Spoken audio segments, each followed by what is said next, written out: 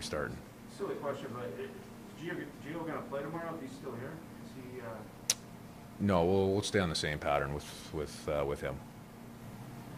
The other night when Yarncroft is no longer available for the game, he had Fleury step in and play a little forward. How do you think of his performance up there? He did a good job. He kept his game pretty simple, but Fleur skates really well, and he did that. So he didn't try to complicate the game at all. I thought he went out, he played hard, he skated. He just like he does from the back end, he's able to transport the puck, and with his skating ability, he was able to get up ice and get some puck pressure as well.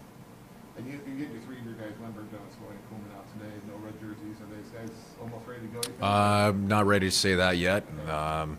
Today, we wanted to, like I said, get them all on, in regular jerseys through a full practice. That was the next step for them. So, for sure, making have made real good progress. But in terms of availability for game day, we'll wait. Whether it's available tomorrow or in the near future, we're getting closer for sure. So that's real good. Depending on what happens over the next few days, you could have some chances for some younger guys maybe to step up and play some more minutes. Is that a challenge that you guys have talked about yet, or are you just kind of waiting? Well, it's let's wait and you can work through each day, especially as you come down to this time of year. With the deadline coming up, no, I don't have and there's no preconceived notions or thoughts there. Let's get the work done today. That's what we wanted to do. Let's make sure we had a real good practice today. We did that. We had good competitiveness, good energy, and get ready for game day tomorrow. You touched on it the other night about the human element after the game. And how have you seen your guys react to kind of all the stuff that's going on? I mean, Gio's out on the ice practicing with them today. Yeah, it's your last game before the deadline, so really yeah. Well, focus on that. Yeah, it's there's two sides to it, right? There's an understanding of the individual, and the human side of it. There's also a business side, which everybody is fully aware of, and can handle. So the combination of those two.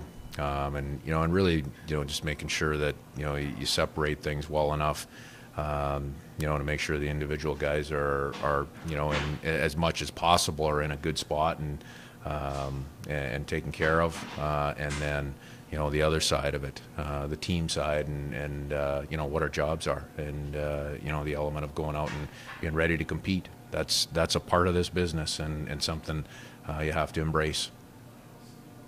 What does it mean to you? This team has always competed, even though you guys are where you are in the standings. But you wouldn't know that by watching how hard you guys are playing. What does that say to you about just the makeup of this group of guys? Yeah, it's been a resilient group, and that's today's practice. Great work ethic, great level of compete. Now there's an inner element to that as well that we have to improve. It's in the little things. You really have to look into the detail of our game, and those are areas that we have to really attack over the next 20 games. It's the how hungry are you, and technically the job you're doing in puck battles. Every little element of the game for us can and needs to improve, and the biggest place to start is with that resiliency, that work ethic, that togetherness. We've shown that. Now we have to have a real honesty in terms of looking inside, the little pieces of the game here, and make sure we're addressing that in terms of, real true competitiveness, what that means, and how it helps our team from, an individual standpoint to a collective standpoint. You're good. That's it. Okay, thanks.